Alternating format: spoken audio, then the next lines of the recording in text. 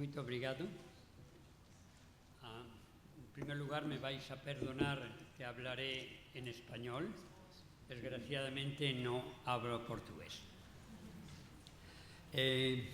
Quiero agradecer a la universidad, al Instituto Unisinos y a todos los que han patrocinado este evento la posibilidad de compartir con ustedes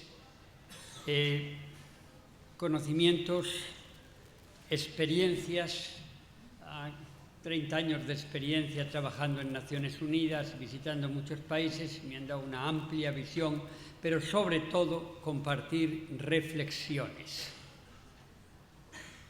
Está claro en los objetivos que ustedes tienen para este simposio, que por cierto me gustan mucho y me siento plenamente identificado con el objetivo general y cada uno de ellos, pero queda puesto muy claramente de manifiesto la importancia trascendental que tiene la alimentación y la agricultura, yo diría que para que la humanidad tenga un futuro, y la importancia de erradicar el hambre de la faz de la tierra.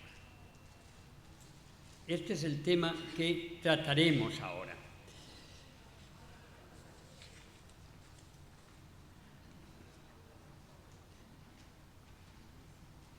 Realmente quiero comentar, en algún momento apareció ahí otro tema, que era el que hasta hace una semana yo iba a tratar, que era el de la biodiversidad agrícola y la ética en la producción de alimentos.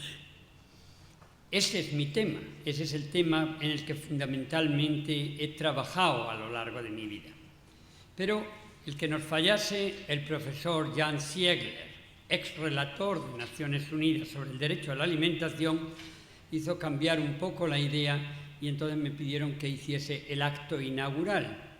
Lógicamente, en el acto inaugural parece lógico que le demos un título que es el título del propio simposio y que es mucho más amplio y más general que el que iba a ser el título concreto del que yo iba a hablar.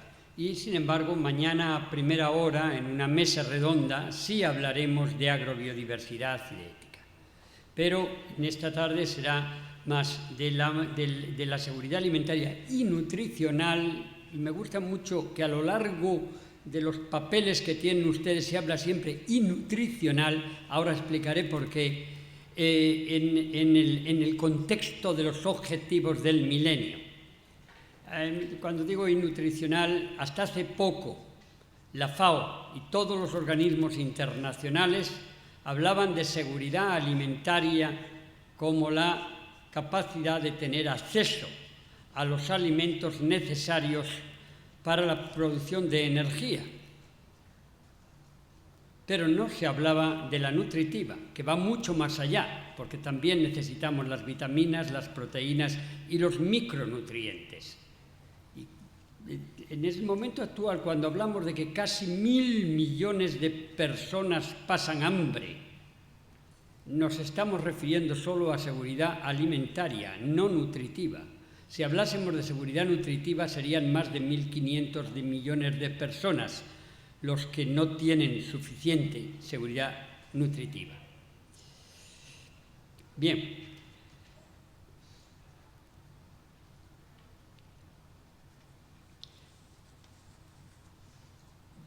Antes de entrar en lo que va a ser el tema, y empezaré hablando de los objetivos del milenio, quiero expresar mi enorme satisfacción porque haya habido, precediendo esta intervención, una ceremonia interreligiosa. Es curioso que en el proceso de la alimentación humana, lo que se ha producido en el último siglo ha sido una desacralización de los alimentos. No hablo desde el punto de vista religioso, y desde el punto de vista laico también. Yo soy español, recuerdo cuando era niño, cuando el pan se caía al suelo. Se recogía, se besaba y se comía. Se besaba el pan porque era escaso, porque era la fuente de la alimentación. El pan u otro alimento podría haber sido, pero el pan era todo un símbolo de la alimentación humana. Después he visto en otras religiones y en otros países los ritos que se hacen con el arroz en la India o con el amaranto en México o con la quinoa en la cultura azteca. Todo ello está ligado de alguna manera a las distintas religiones y no es por casualidad, es porque esa sacralidad de los alimentos iba más en el ciclo no religioso, en el ciclo de la vida. La planta nos alimenta y nosotros, a nuestra vez, alimentamos a la planta a través de nuestra defecación o de nuestro propio cuerpo cuando morimos. Ese ciclo vital, que era básico en un tipo de agricultura muy distinto al actual, se ha roto. Ahora se incinera a menudo la basura y se incineran también los cadáveres. De alguna manera la relación hombre-tierra-planta se ha roto y esa ruptura ha llevado y está llevando cada vez más a una mercantilización de los alimentos. Una mercantilización que se manifiesta de muchas maneras, pero fundamentalmente lo que ha ocurrido es que la agricultura se ha transformado en agroindustria.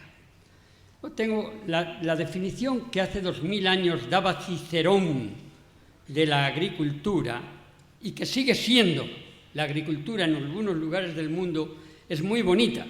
Hace 2000 años Cicerón decía: la agricultura es la profesión propia del sabio, la más adaptada al sencillo y la ocupación más digna para todo hombre libre.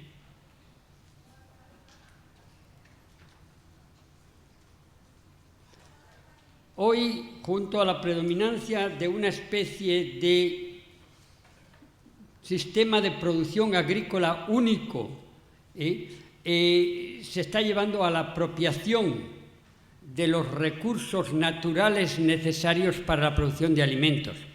Si queréis, y simplificando mucho las cosas, soy consciente de la simplificación, la agricultura no es más que la transformación de los recursos naturales de la tierra: agua, biodiversidad, energía, la tierra misma, en alimentos. Bien, esos recursos naturales, tierra, agua, aire, diversidad y energía, están siendo cada vez más limitados, somos cuenta de que son perecederos y eso lleva a la apropiación por parte de ciertos grupos y empresas de gran parte de los mismos.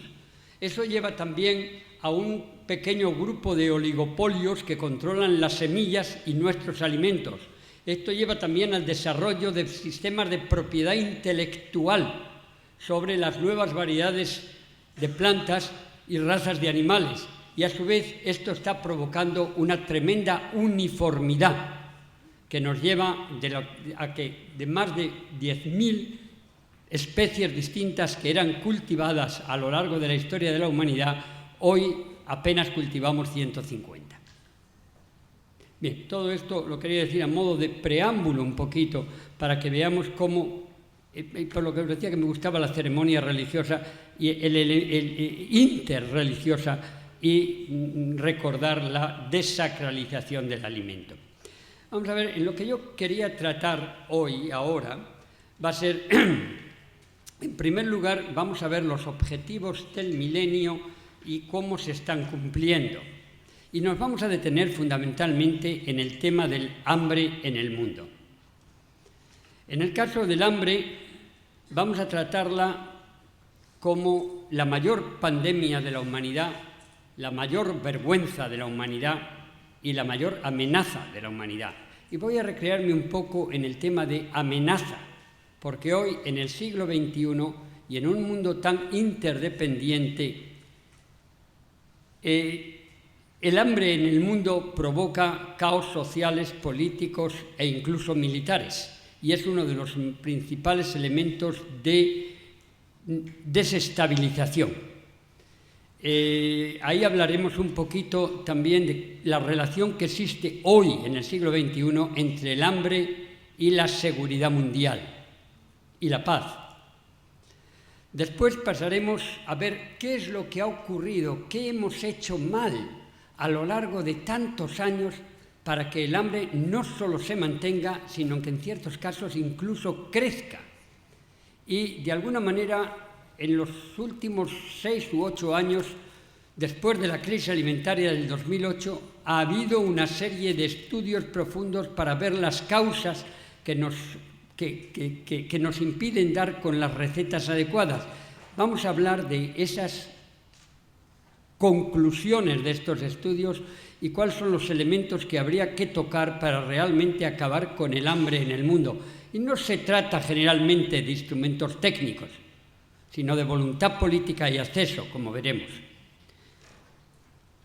Después vamos a ver que esa crisis alimentaria y esta situación del hambre, de la seguridad alimentaria, está en un contexto mucho más amplio, que es el contexto de las distintas crisis que hay. Para decir que la crisis alimentaria, la crisis económica, la crisis financiera, la crisis ecológica no son más que parte de una única crisis de valores. Y cómo en la medida en la que se diluyen las fronteras entre los países y nuestros recursos naturales no entienden de fronteras, se hace absolutamente necesario un sistema de gobernanza mundial. No hablo de gobierno único, sino de gobernanza. Una gobernanza de una unidad en la diversidad y con el mantenimiento de la diversidad. Y hablaremos de la necesidad del desarrollo de una mayor democratización de la agricultura y de la política en general. Es el relator actual de Naciones Unidas, del derecho a la alimentación de Naciones Unidas, señor Olivier de Schutter, quien en su presentación de su informe final después de 6 años de relator en Nueva York, en la Asamblea General, dice que el principal problema del sistema agroalimentario actual es su falta de democracia. ¿De qué manera se puede democratizar? Pero a su vez, en ese contexto, vamos a hablar también de el objetivo final que podemos llamar desarrollo, pero había que plantearse qué es y para qué sirve ese desarrollo. ¿A dónde queremos ir con nuestra astronave Tierra? ¿Qué tipo de futuro queremos construir? Porque hoy sí tenemos la capacidad técnica y científica de construir el futuro y además la responsabilidad de hacerlo. Y ahí hablaremos un poco también de los elementos que tendría que tener ese futuro, ese tipo de desarrollo y lo que yo llamo SEDA, sostenibilidad, ética, de diversidad y A de armonía. Bueno, esto es un poco un resumen de lo que quisiera poder cubrir en el tiempo que tenemos.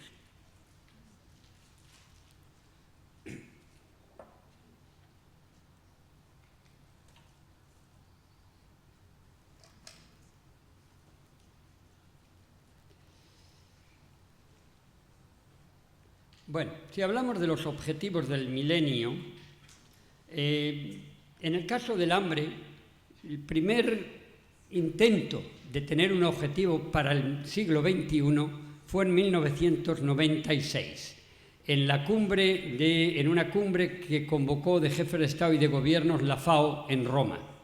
Ahí se dijo que era necesario reducir a la mitad el número de hambrientos para el 2015. Reducir a la mitad el número de hambrientos no es excesivamente ambicioso. 4 años después, en el año 2000, se modificó a la baja. Si se hubiera mantenido reducir a la mitad, no solo no se habría cumplido en absoluto, sino que tendríamos que decir que hoy hay más hambre de la que había entonces. En el año 2000, sin embargo, cuando la Asamblea General de Naciones Unidas define los 8 objetivos del milenio, se coloca el de la reducción del hambre y la pobreza a la mitad en primer lugar, pero ya no se habla de cifras absolutas, sino de porcentaje, reducir el porcentaje de hambrientos. Mira, cuando hoy recapitulamos, estamos en el año 2014, se trataba de reducirlo a la mitad para el 2015. Ha habido avances en algunos de esos objetivos, no lo ha habido ni mucho menos en muchos otros. Os diré, en cuanto al hambre, no se cumplirá. Actualmente son 860 millones de hambrientos, quedaría mucho para poder cumplirlo. En la pobreza sí se ha reducido en gran parte. Otro objetivo, que era la educación primaria, se ha conseguido, casi el 50% de reducción. Otro objetivo, igualdad entre los géneros, no se ha avanzado muy poco y muy tímidamente. La salud materna sí se ha avanzado, reducir la mortalidad infantil prácticamente se ha conseguido el objetivo, y reducir la asistencia al SIDA y otras enfermedades infecciosas también ha habido un gran avance. En la sostenibilidad medioambiental no se puede decir, ha habido un avance, pero tremendamente moderado. Estos objetivos del milenio tenían a su vez 18 metas y 48 indicadores. Cuando miramos a estos indicadores es cuando obtenemos los resultados de los que acabo de hablarles. Vamos a centrarnos entonces en el tema del hambre en el mundo. Como les decía, no solamente no se ha cumplido, sino que en el año 2008 fue un año tremendo, porque por primera vez se llega a la cifra horrible de 1.000 millones de hambrientos en el mundo. Después se ha reducido a 860, pero depende mucho de los vaivenes del mercado. Sí quiero detenerme en el tema del hambre y hablar del hambre, decía antes, como pandemia, y cuando hablamos de la cifra de 860 millones de hambrientos nos queda un poco lejos. Vamos a acercarla un poquito. Eso significa que 17 millones de personas mueren como consecuencia del hambre y la malnutrición cada año. Y eso a su vez significa que 40.000 personas mueren cada día como consecuencia del hambre y la malnutrición. Varios miles de personas han muerto de hambre desde que hemos inaugurado este simposio hace una hora.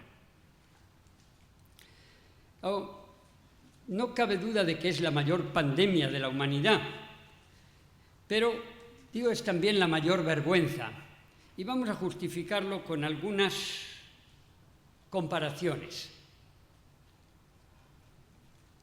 Mirad, mientras que el número de hambrientos ronda los 1.000 millones, el número de obesos y personas con sobrepeso en nuestro planeta es de 1.600 millones.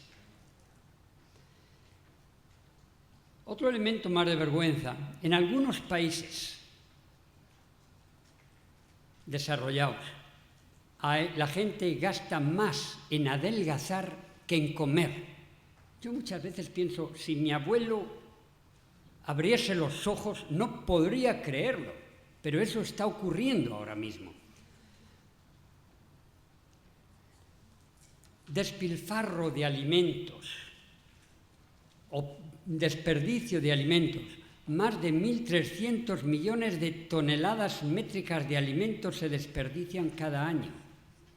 Y una gran parte se despilfarran porque van a la basura. Os puedo decir, en el caso de Europa, una media de 178 kilos por persona y año van a la basura. El 30% de lo que se compra.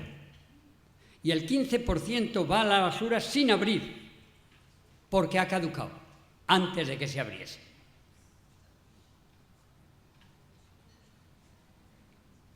Otro elemento de vergüenza es cuando comparamos el número de muertos, 40.000 al día, con el gasto en armamento a nivel mundial, 4.000 millones de dólares al día. El mismo día, hoy por ejemplo, que mueren de hambre 40.000 personas, el mundo gasta en armamento 4.000 millones de dólares. más de $100.000 por muerto, lo que permitiría, en el país donde está muriendo la gente, alimentar al muerto durante muchos años, más de 100.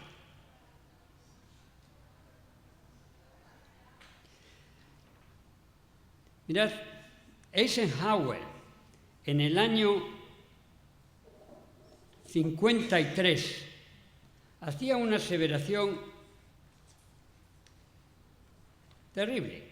Él decía en su discurso La oportunidad para la paz, 16 de abril del 53, dice: cada fusil que se fabrica, cada barco de guerra que se construye, cada bomba que explota significa en última instancia un robo a aquellos que tienen hambre y no tienen comida. Eisenhower, presidente de Estados Unidos. Además, la vergüenza es aún mayor. El hambre no es consecuencia, como algunos pretenden decir y hacernos creer, de la falta de alimentos. Hoy, según la FAO, se producen alimentos suficientes hoy para dar de comer al 60% más de la humanidad. El problema es el acceso a los alimentos. Los alimentos están en el mercado internacional, pero no llegan ni a la boca ni a la mesa de los que tienen hambre. Entonces, si el problema es el acceso, es un problema de voluntad política. Puede parecer radical el decir eso, pero otro presidente de Estados Unidos, John F. Kennedy, en el año 63, en su discurso en el Congreso Mundial de Alimentos, dice esto: tenemos los medios y tenemos la capacidad de eliminar el hambre de la faz de la tierra en nuestra generación, su generación, 1963. Punto. Solo nos falta la voluntad política de hacerlo. La voluntad política de hacerlo.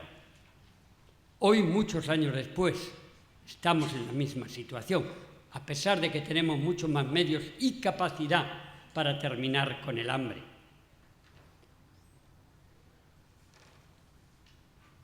Mirad, según los datos de la FAO, del IFAD y del propio Banco Mundial, si se hubiese empleado, en que ellos consideran que 44.000 millones de dólares serían suficientes para atacar de manera definitiva el problema del hambre,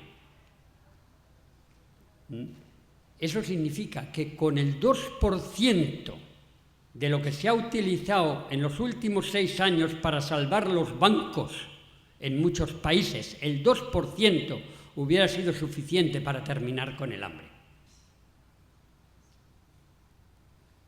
Más cifras de la vergüenza. Fijaros el enorme esfuerzo internacional que se hizo para combatir las distintas pandemias, gripe aviar, gripe porcina y recientemente la gripe A.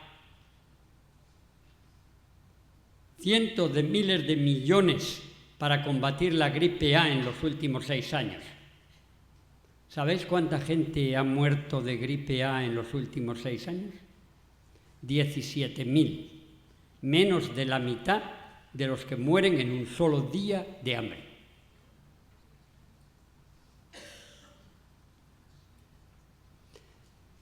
Un amigo mío, hace unos meses, de forma irónica, me decía: Pepe, si el problema del hambre es que no es contagiosa,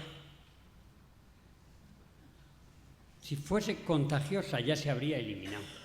Y es verdad. Ese es el problema. El hambre no es contagiosa.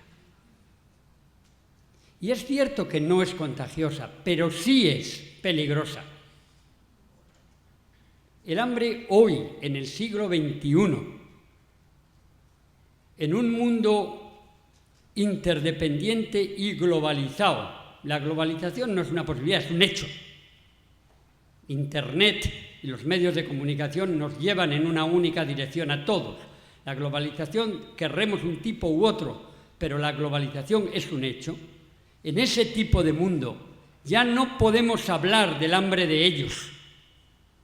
En ese tipo de mundo, el hambre sigue siendo, hoy más que nunca, el caldo de cultivo en el que se alimenta la violencia internacional, en el que provoca la inmigración ilegal que tanto preocupa a algunos países desarrollados. La manera de terminar con esa violencia y con esa inmigración ilegal es atacando el hambre y la pobreza. El hambre y la pobreza es una bomba a tiempos que puede explotarnos en la mano en cualquier momento.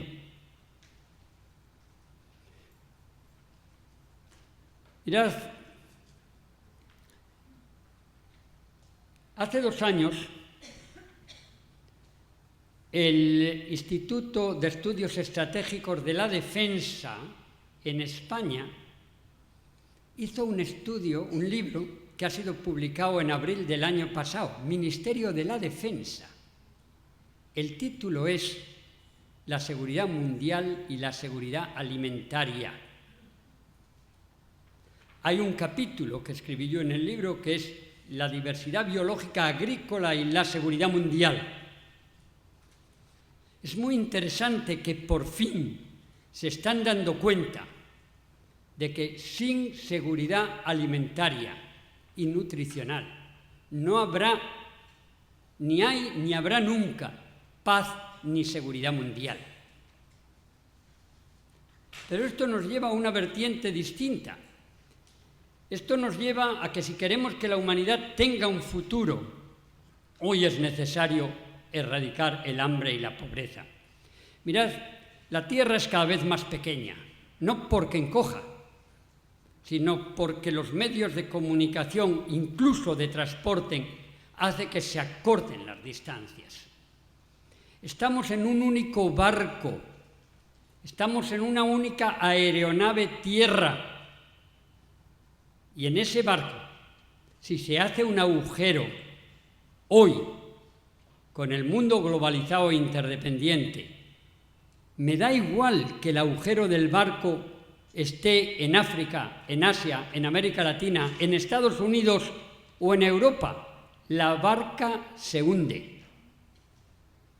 En esta barca tierra o nos salvamos todos o perecemos juntos. Se da una paradoja interesante. Lo que no hemos sido capaces de hacer, que es erradicar el hambre de la faz de la tierra, a lo largo de muchos años, pensando en la solidaridad, en la caridad, en el amor, en la fraternidad de la que hablaba la Revolución Francesa. ¿Recordáis? Libertad, igualdad y fraternidad. Libertad e igualdad hemos avanzado mucho. Fraternidad, cero. Cada vez menos. Porque cada vez recibimos una información y estamos sumergidos en un sistema que nos lleva hacia el egoísmo y la competencia y no hacia la cooperación o la fraternidad. Bien, lo que no hemos sido capaces de hacer hasta ahora por solidaridad o por fraternidad, nos vemos obligados en los próximos años a hacerlo, aunque solo sea por egoísmo inteligente. Egoísmo inteligente. Pero al menos seamos inteligentes para afrontar el hambre como la mayor amenaza de la humanidad. Y si no lo hacemos de forma evolutiva y racional, habrá una revolución mundial, no os quepa duda. Federico Mayor Zaragoza, que fue director general de la UNESCO, dice que entre evolución y revolución la única diferencia es la R de responsabilidad. Seamos responsables. Ataquemos definitivamente el hambre y la pobreza. Bien. Ahora quisiera ver algunos de los elementos que habría que atacar para terminar con el hambre y la pobreza. Mira, yo creo que el gran problema que ha habido hasta hace pocos años es que se ha pretendido promover en el mundo un único sistema agrícola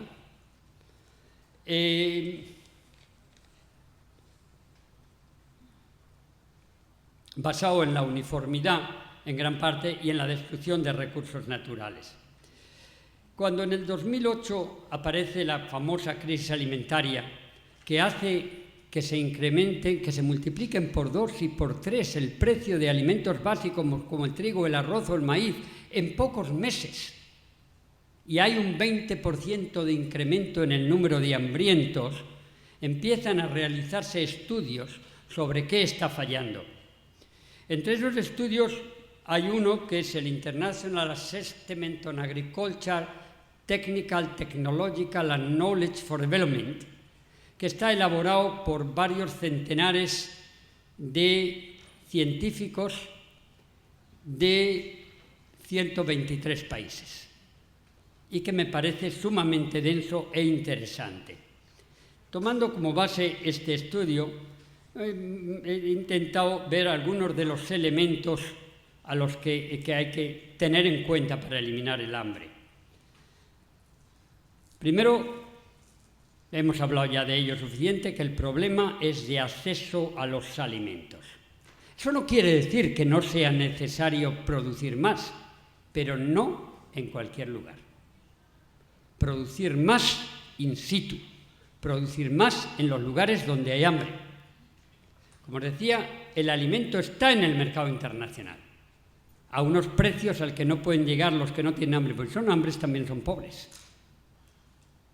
Entonces, es inútil esperar que lo van a comprar. Se trata de promover el incremento de la producción en los sistemas cercanos, en los sistemas tradicionales agrícolas y a nivel familiar o a nivel de pequeño agricultor. Otra de las cosas es que no existen soluciones únicas. Cada país tiene unas condiciones agroecológicas distintas, tiene un grado de desarrollo distinto, tiene unas tradiciones y una cultura distinta. Cómo atacar el problema del hambre va a depender de cada país y de cada tipo de agricultura. En todos los casos sí es importante el producir de forma local. En otras palabras, fijaros bien que estamos hablando de seguridad alimentaria versus soberanía alimentaria. Durante muchos años, mencionar la palabra soberanía alimentaria en Naciones Unidas era casi pecado, porque el libre mercado decía que quien fuera capaz de producir una cosa más barata la produjese, y que si producían alimentos más caros, pues que produjesen algodón. Pero hubo una cosa determinante en el 2008 que hace cambiar un poco el rumbo, y ahora sí se habla cada vez más de soberanía alimentaria, capacidad de cada país, y si es posible cada región, y si es posible cada comunidad producir sus propios alimentos. Mirad, un caso que hace cambiar esa opinión fue el caso de Benín. Benín, en África, es un país que hasta hace 50 años había vivido, no 50, hasta 25 años, nunca había conocido el hambre. Eran muchos cientos de miles de agricultores, pequeños agricultores, producían con gran esfuerzo, pero no había hambre. Hubo una misión de organismos internacionales que aconsejó al gobierno de Benín que sería deseable para subir el nivel de vida que produjesen algodón, porque es un país cuyas condiciones agroecológicas permiten producir algodón en muy buenas condiciones, en vez de alimentos que los podrían comprar en el mercado internacional a precios más baratos de los que los producían. El gobierno de Benín hizo un contraestudio y llegó a la misma conclusión. Y entonces se puso en marcha un proceso de cambio en el que se trataba de conseguir grandes extensiones de terreno, hasta ahora dedicados en pequeñas porciones a la producción de alimentos por pequeños agricultores, y dedicarlos a la producción de algodón para exportar a Europa y a Estados Unidos fundamentalmente. Se pone en marcha el proyecto y se convence a muchos agricultores de vender sus tierras y quedarse a trabajar como jornaleros en la producción de algodón. Y pasan unos años y el programa funcionaba. El agricultor ya no tenía tierra, no producía alimentos, pero con el salario que le pagaban podía comprar mejores alimentos y además diversificar su comida y comprar muchas otras cosas. Y estaban todos muy contentos. Hasta el año 2008. En el año 2008, cuando se duplica e incluso se triplica el precio del arroz, del maíz y del trigo, esos ex agricultores ya no podían comprar en el mercado internacional su alimento y por primera vez empiezan a pasar hambre. Y por primera vez se dan cuenta de lo que habían perdido. Y dicen, no, yo quiero volver a mi tierra porque produzco mi propio alimento. Demasiado tarde. Habían matado la gallina de los huevos de oro. Cuando el precio en el mercado internacional se duplica, un ex agricultor que utiliza el 80% de su salario en comprar alimentos está perdido.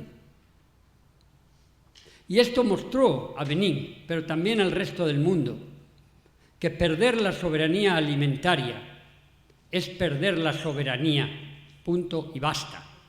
Un país, una persona puede vivir sin televisores, pero no sin comida.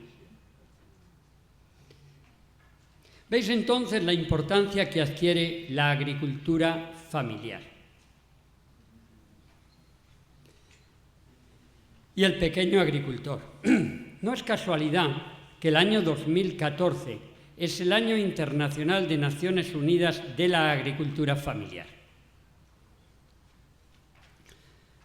Estudios recientes muestran que hoy, si bien gran parte de la comida producida se produce a través de la agroindustria, sin embargo, de la comida que llega a la boca de las personas, de la comida consumida, un 75% sigue procediendo hoy de la agricultura familiar.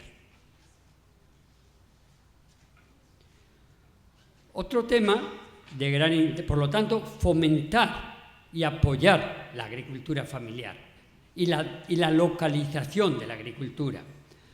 Otro tema importante es que en esta agricultura familiar y pequeño agricultor resulta que los cultivos son muy distintos a los que estamos utilizando.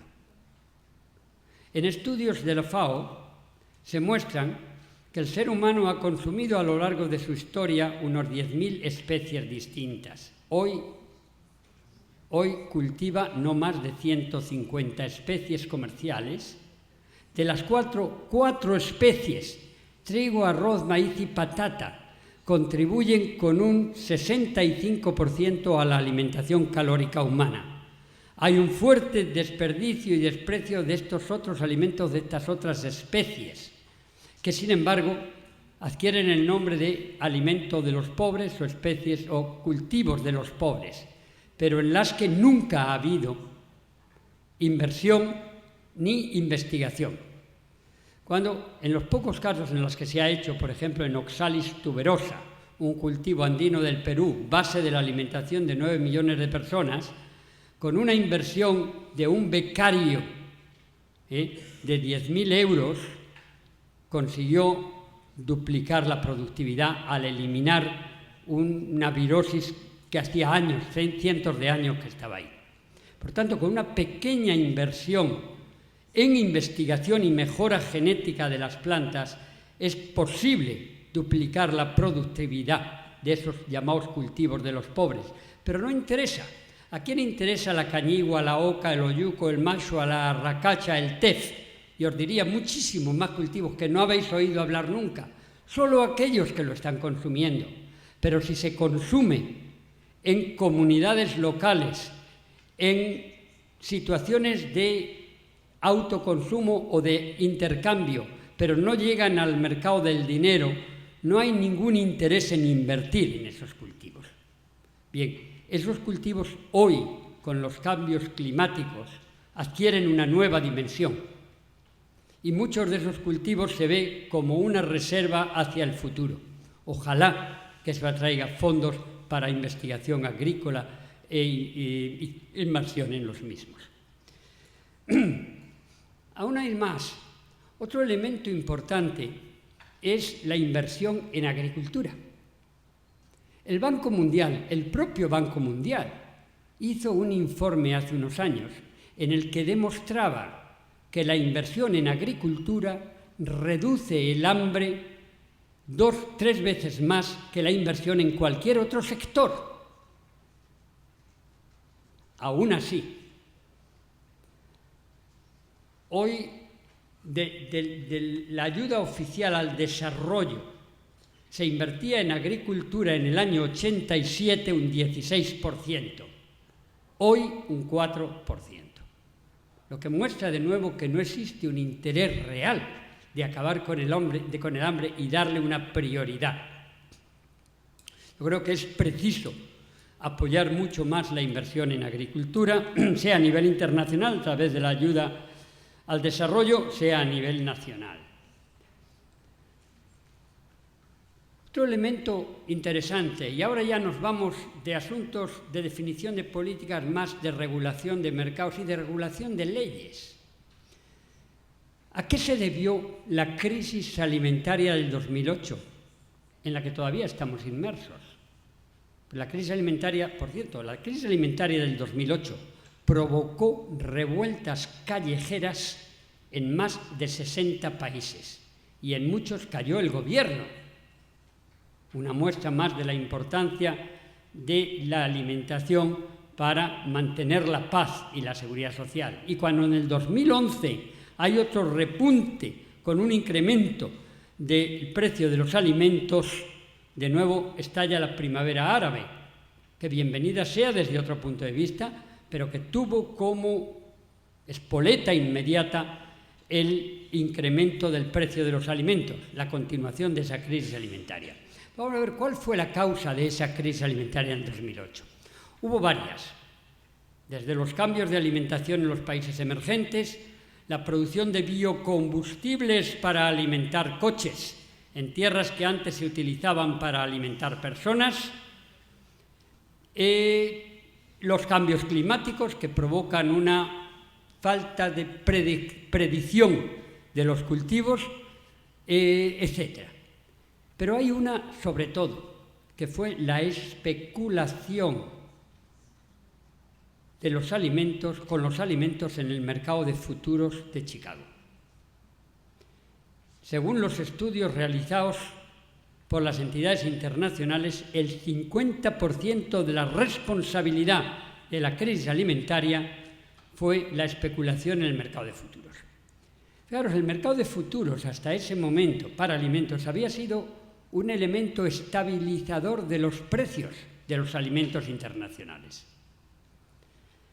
Pero cuando en el 2007 estalla a nivel mundial la burbuja inmobiliaria, ese capital que había sido invertido en inmuebles hasta ese momento no sabe dónde refugiarse. Y muchas entidades financieras tuvieron la idea de invertir en alimentos, en el mercado de futuros de alimentos, porque todo el mundo tiene que comer, por lo tanto es difícil que eso fracasase. ¿Cuál ha sido el efecto perverso que esto ha tenido? Os lo digo de manera muy simple y un poco reducida. Pero lo que se empezó a hacer entonces y se está haciendo aún es una entidad financiera que tiene liquidez y no sabe dónde invertirla, ofrece a los agricultores, la invierte en el mercado de futuros y ofrece a los agricultores, grandes agricultores o cooperativas agrarias, y dice, mire, yo le voy a pagar su producto, trigo, arroz, patatas o tomates, que va a obtener el año que viene, se lo voy a pagar ahora en el 80%. Usted me lo va a sembrar y yo se lo pago antes de que lo siembre. con una condición. Como yo no tengo almacenes, usted lo va a mantener en el campo hasta que yo le diga, que va a ser cuando yo lo tenga vendido. Claro, esa entidad financiera está apostando a que el precio del alimento va a subir. Lo está pagando al precio de hoy, pero lo compra para dentro de 8 meses, pensando que va a subir. Bien, compra alimento y el agricultor, cuando ya está maduro, avisa: señor, el trigo ya está listo para ser recogido. Si la entidad financiera tiene el precio en el mercado internacional es suficientemente alto y tiene un comprador, dice, bueno, ya puede pasar usted a retirarlo. Lo vende y gana lo que sea. Si el precio, sin embargo, no es el que esperaba, le dice al agricultor, no, manténgalo en el campo, porque el precio va a subir y aguante 15 días más. El agricultor aguanta y cuando 15 días después llama diciendo, oiga, que se va a pudrir, la entidad financiera dice, bueno, si tiene buen comprador lo envía y si no, dice, déjelo que se pudra. Así sube el precio. Yo tengo invertido en muchos otros sitios y es bueno que suba el precio. Y eso se está haciendo. Y eso se está haciendo muchas veces con nuestros ahorros. Para mí eso es un crimen de lesa humanidad, pero es legal y jurídicamente correcto. Pero eso lleva a más, porque a su vez, ¿qué es lo que ha provocado esa volatilidad de los precios que se inicia en el 2008? Que los grandes países productores, como puede ser Argentina o como puede ser Rusia, de trigo, ahora dicen, bueno, cuidado, yo voy a esperar también a que suban los precios. Yo no me arriesgo a vender el producto ahora porque van a subir. Y espera, y provoca un círculo vicioso. Pero ¿qué ocurre, entre tanto, con los países que dependen del mercado internacional para comer? Pues mirad lo que ocurre con los países ricos, que sí dependen del mercado internacional. Digamos, el caso de Japón, con una gran población, pero poca tierra cultivable. O el caso de Arabia Saudita o Qatar, que tienen tierras muy áridas y no pueden producir para su gente, pero son países ricos. Claro, estos países de pronto se encuentran con que la volatilidad de los precios les impide programar. Y entonces toman una decisión que empieza a materializarse en el 2010. Bueno, vamos a comprar tierras fértiles en los países en desarrollo, en los países pobres, y a producir allí, con mano de obra barata, nuestros propios alimentos. Y eso es lo que se llama land grabbing o apropiación de tierras. Mirad, en el año 2013, dependiendo de la fuente de datos, pero entre 80 y 200 millones de hectáreas de tierras fértiles de los países pobres han pasado a países ricos o a grandes empresas multinacionales para producir los alimentos para los países ricos. Esto es inmoral, pero es legal. Y además, en muchos casos, en África, en muchos países, los campesinos que llevan 100 o 200 años cultivando sus tierras no tienen título de propiedad, con lo cual un gobierno deshonesto puede simplemente vender esas tierras, y se está haciendo.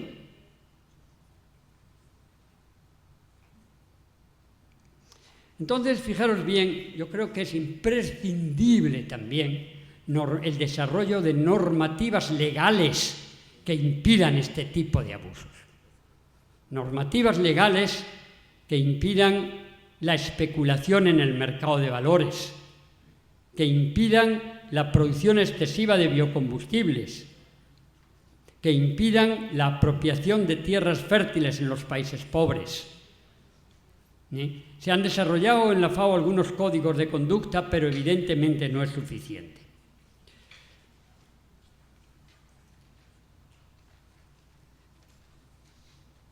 Vamos a ver cómo andamos de tiempo. Mira, hablaría mucho más de estos temas, pero se nos va a ir el tiempo que tenemos disponible. Por lo tanto, quiero pasar a otro hay muchos otros elementos que nos vamos a saltar, aparte de los que hemos hablado y en los que se podría mejorar la situación de la alimentación en el mundo. Pero es importante entrar en la siguiente fase. La agricultura y la alimentación no están aisladas. Esas soluciones de las que hemos hablado están bien, pero tiene que ser en un contexto mundial de política internacional. Hoy estamos en varias crisis. Se habla de la crisis alimentaria, pero también hay una crisis económica, una crisis financiera, una crisis ecológica. Realmente hay una única crisis. Hay una crisis ética, hay una crisis de valores, hay una crisis de sistema. Y es ahí donde hay que poner el esfuerzo para superar esa crisis. Estamos en un planeta único, con un destino común. De alguna manera, si queréis, estamos en el Titanic. Y si se hunde el Titanic, el planeta Tierra, me da igual ser un pasajero de lujo o un polizón. En cualquier caso, vamos a perecer ahí. Estamos en la casa común Tierra, en la que si hay goteras en la cocina, la que está en peligro es la casa entera, no solamente la cocina.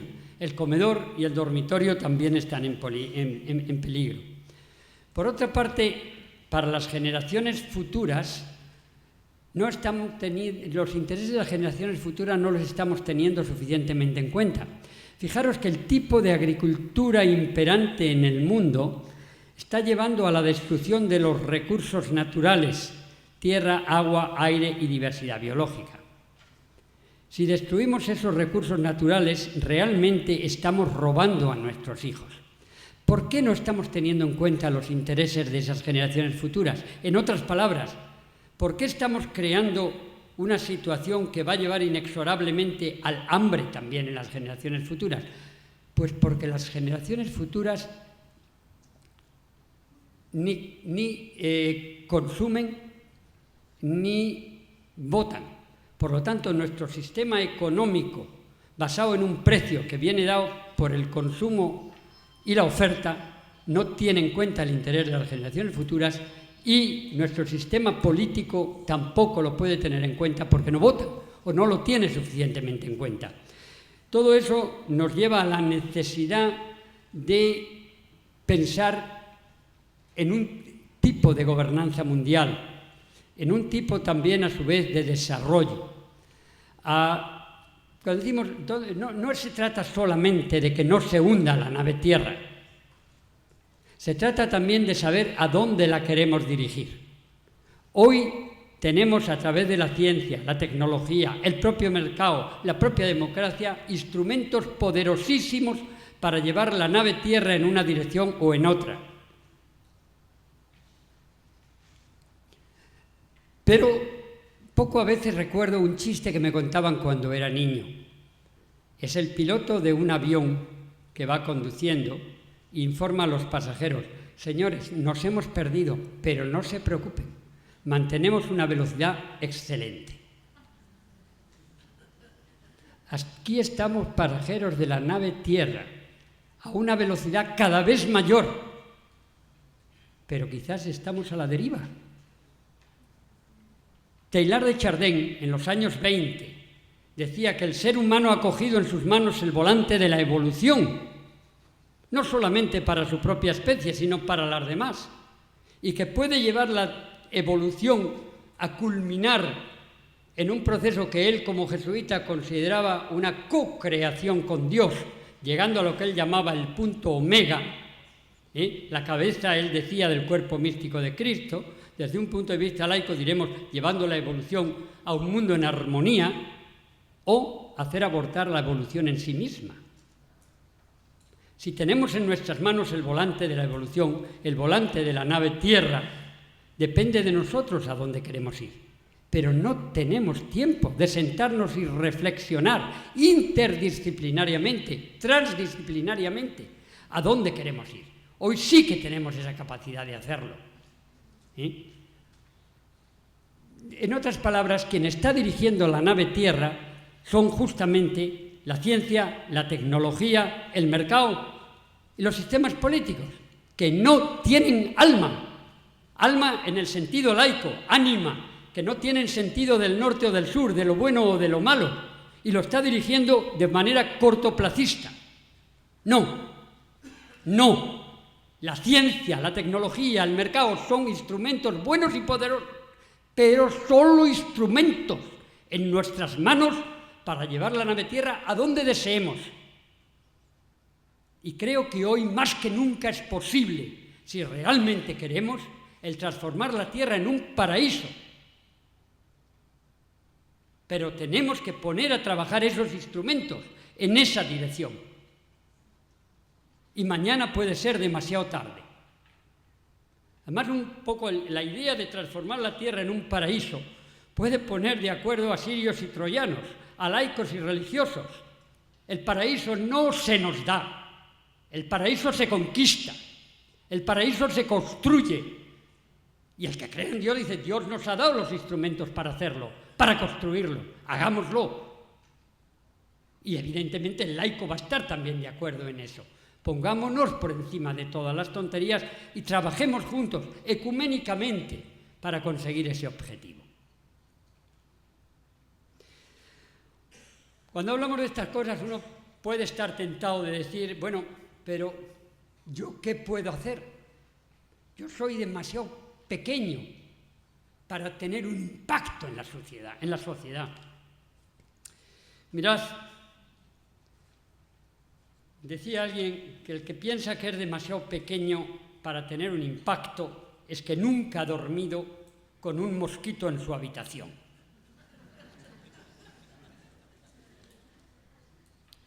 Yo creo que podemos hacer, y podemos hacer mucho. Podemos hacerlo a nivel personal, cambiando nuestro corazón, cambiando nuestra visión del mundo, de la tierra y de la sociedad. Podemos hacerlo, por poner un ejemplo, no despilfarrando esos 170 kilos de comida cada año, y muchas otras formas. Podemos hacerlo a nivel local. Recordad la conferencia de Río del año 92, no la del 2012, que fue mercantilista, la del 92, la cumbre de la Tierra. El lema era, pensad globalmente, actuad localmente. Y entonces ahí creo que tenemos un amplio margen de actuar a nivel de nuestra ciudad, de nuestro pueblo, de nuestro barrio, de llevar una serie de ideas. Podemos hacerlo también a nivel mundial. Hoy con Internet tenemos la capacidad de comunicarnos sin barreras horizontalmente y de asociarnos con las personas que en otros países y otras dimensiones piensan de la misma manera para trabajar juntos en salvar la tierra, muchas veces de los que dicen protegernos. Tenemos que pensar con la mentalidad de ciudadanos del mundo por encima de toda barrera. Y tendríamos que ser formados como ciudadanos del mundo. Podemos trabajar también a través de la sociedad civil, de las organizaciones no gubernamentales, Comercio Justo, Manos Unidas, Cáritas, etc. Y podemos trabajar en la lucha contra el hambre en ese contexto. Pero podemos hacerlo también a través de nuestro voto. A veces dices, es que no sé a quién votar porque nadie me representa. Es posible, pero que sí sabes contra quién votar. Vota contra ellos, pero vota. También como consumidores. Y ahí hay una mina que prácticamente no hemos explorado. Mirad, el número de agricultores en el mundo se está reduciendo cada vez más. En España, cuando yo era niño, más del 50% de la población vivía de la agricultura. Hoy, un 3%. Entonces, como agricultores, pero sí como consumidores. Consumidores somos, hemos sido y seguiremos siendo todos. Y no olvidéis que el consumo, nos guste o no, es el motor que mueve la economía y que mueve el mundo. Si como consumidores conseguimos perseguir una idea la podemos obtener. Decía alguien, es preciso transformar pacíficamente nuestro carro de la compra en un carro de combate. Consumir es un acto político. Cuando yo decido lo que voy a comer o lo que voy a comprar, estoy tomando una decisión política. Creo que es necesario prestar mucha más atención a la información contenida en esos productos. Como dice Carlo Petrini, el presidente de Slow Food, es preciso que cuando uno compra tenga en cuenta 3 elementos. Que sea bueno. De nada me sirve comprar un vino si no me gusta, o una cerveza, o un alimento. Tiene que ser bueno y nutritivo, pero también tiene que ser limpio ecológicamente, estar producido sin destruir los recursos naturales sobre los que se ha basado ese desarrollo. Y tiene que ser justo, bueno, limpio y justo, de tal manera que se hayan pagado salarios justos y no se haya obtenido con la explotación de niños en otros países. Todo eso nos lleva también a la idea de la producción y el consumo local, de lo que llaman restaurantes kilómetro cero, de lo que llamamos consumo no solamente de cercanía, sino también estacional. Los llamados alimentos kilométricos tienen un costo inmenso, pues si hablamos en términos de energía. En el caso de Europa, en media, los alimentos que vienen de fuera han viajado unos 5.000 kilómetros. Fijaros lo que eso significa. Bien. Mira, una cosita más para terminar. Bueno, no, porque no nos da tiempo, yo lo entiendo, pero hay una cosa importante. Muchos podéis pensar que es una utopía el luchar por estas cosas. Y el luchar no solamente porque coman todos, sino también por una gobernanza mundial en la que tiene que haber, no es cuestión de que el G7 tome decisiones o el G20, ni siquiera Naciones Unidas. Naciones Unidas, que ya es mucho más importante, por supuesto, debe serlo, que el G7 o el G20, pero son los gobiernos del mundo, no los pueblos del mundo. Hay una gran diferencia. Cuando se establece Naciones Unidas después de la última guerra mundial, en su constitución dice: nosotros los pueblos del mundo nos asociamos para sustituir los cañones por el diálogo. Nosotros los pueblos del mundo. Pero hoy es un foro intergubernamental. No todos los gobiernos son democráticos y aunque lo sean, están pensando más en los intereses nacionales y más aún en sus próximas elecciones. Creo que es preciso caminar también hacia un Parlamento mundial. Además del Foro de los Gobiernos Naciones Unidas, un Parlamento mundial en que estén representados los pueblos. Es preciso también una justicia universal. Es preciso un concepto de desarrollo que no sea equivalente a crecimiento económico. En 1999, Bután presentó una propuesta en Naciones Unidas de Nueva York.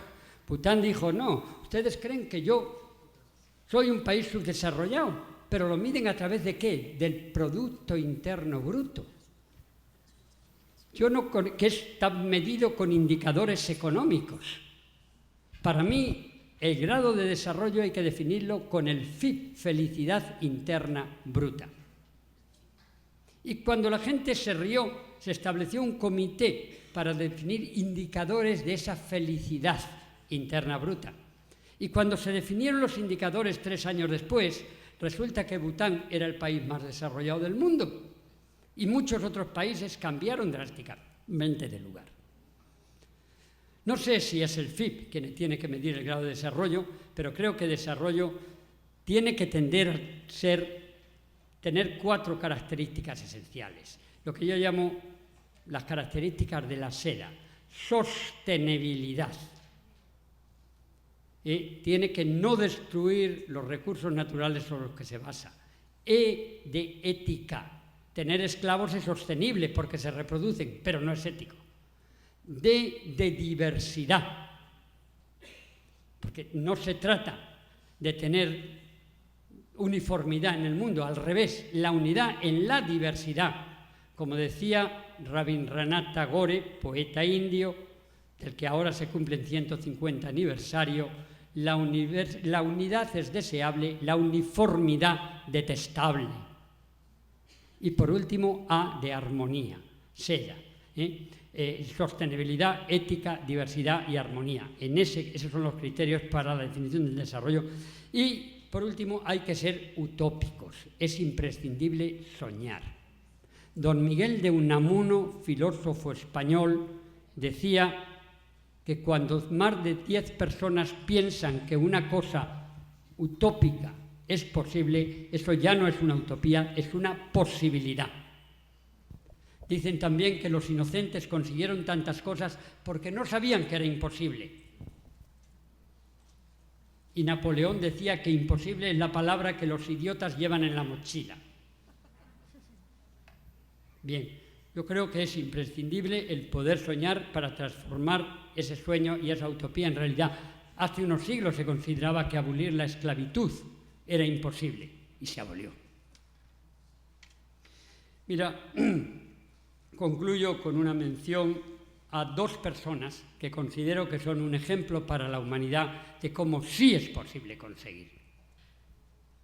Mandela murió hace poco, una persona que consiguió cambios importantes y un gran defensor del derecho a la alimentación y de los derechos humanos. Consigue transformar muchas cosas desde la humildad, la pobreza y pacíficamente, y llega a ser presidente de su propio Estado. Y el otro, Gandhi. Todos conocéis probablemente la frase de Gandhi: la tierra tiene recursos para satisfacer las necesidades de todos, pero no la avaricia de algunos. Y Gandhi, con su actitud personal pacífica, consigue transformar completamente la libertad de uno de los países más grandes del mundo y cambiar en muchas cosas la mentalidad del mundo. Pues muchas gracias.